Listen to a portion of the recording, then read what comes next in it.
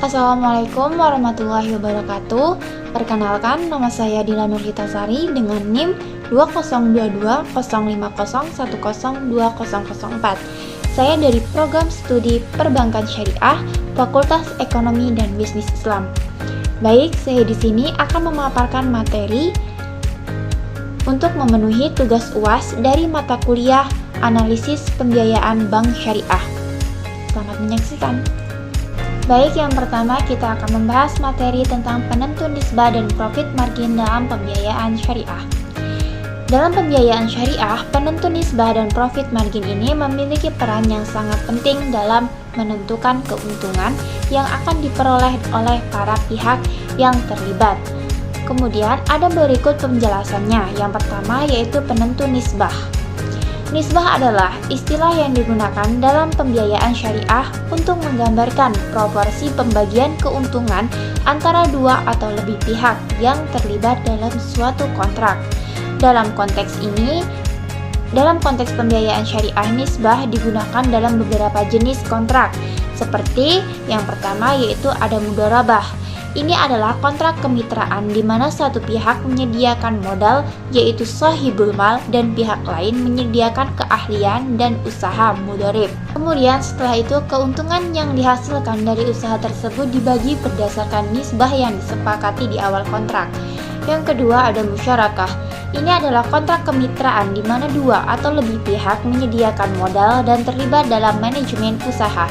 Keuntungan dan kerugiannya ini dibagi sesuai dengan nisbah yang disepakati. Kemudian ada profit margin. Profit margin ini dalam pembiayaan syariah merujuk pada margin keuntungan yang diperoleh dari transaksi yang halal dan sesuai dengan prinsip syariah.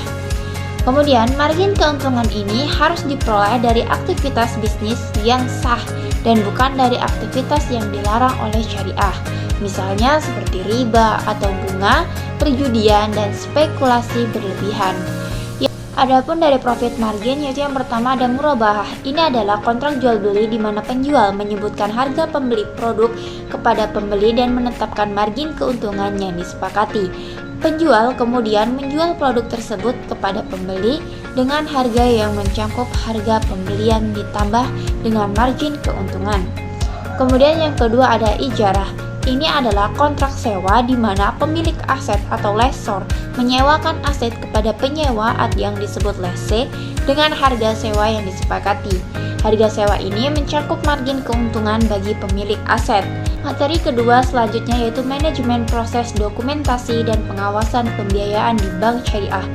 Manajemen proses dokumentasi dan pengawasan pembiayaan di bank syariah ini bertujuan untuk memastikan bahwa pembiayaan yang diberikan berjalan sesuai dengan prinsip-prinsip syariah, aman, dan menguntungkan bagi kedua belah pihak.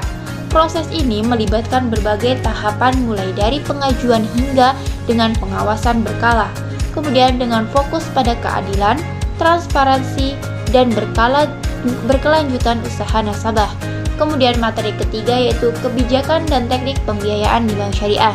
Kebijakan dan teknik pembiayaan di bank syariah didesain untuk memenuhi kebutuhan pembiayaan nasabah sambil mematuhi prinsip-prinsip syariah. Dengan berbagai teknik pembiayaan seperti murabahah, mudharabah, musyarakah, ijarah, dan istisna, di bank syariah ini dapat menyediakan solusi pembiayaan yang fleksibel dan sesuai dengan kebutuhan sambil memastikan keadilan, transparansi, dan keberlanjutan usaha.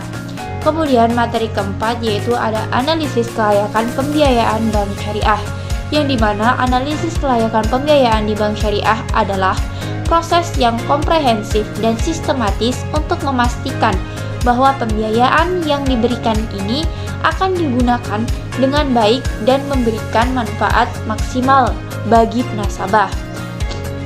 Kemudian sambil tetap mematuhi prinsip-prinsip syariah. Proses ini mencakup penilaian terhadap berbagai aspek usaha keuangan, manajemen, hukum, resiko, serta dampak sosial dan lingkungan.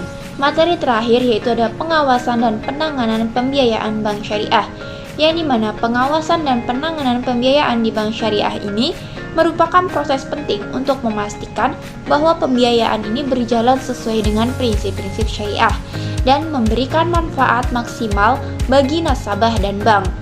Kemudian, pengawasan dilakukan melalui monitoring berkala, evaluasi kinerja, dan pembinaan nasabah.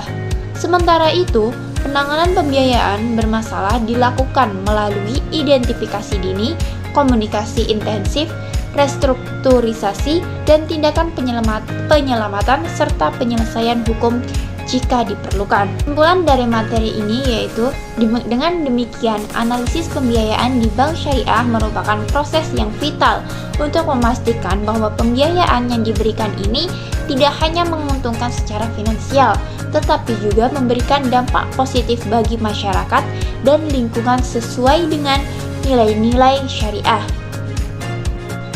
Sekian presentasi dari saya. Apabila ada kesalahannya mohon dimaafkan.